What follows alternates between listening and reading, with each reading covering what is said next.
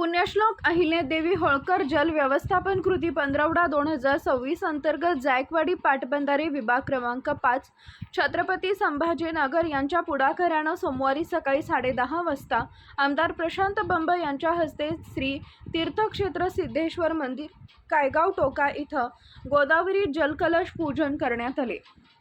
जल व्यवस्थापन विषयक समन्वय सभा उत्साहात श्री तीर्थक्षेत्र सिद्धेश्वर मंदिर कायगाव टोका इथं सोमवारी 20 एप्रिल रोजी पार पडली।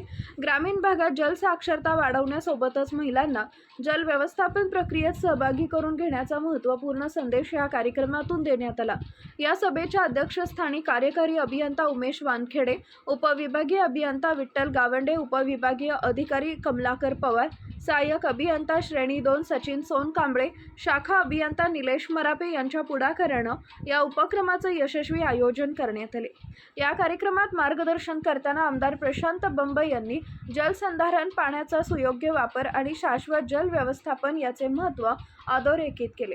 पाण्याचा प्रत्येक थेंब अमूल्य असून त्यांचं नियोजनबद्ध व्यवस्थापन हेच भविष्यासाठी अत्यावश्यक आहे, असं त्यांनी नमूद केले। त्यांनी विशेषतः महिलांची भूमिका अधोरेखित करत घरगुती तसेच शेती पातळीवर पाणी बचतीच्या उपाययोजनांची माहिती दिली।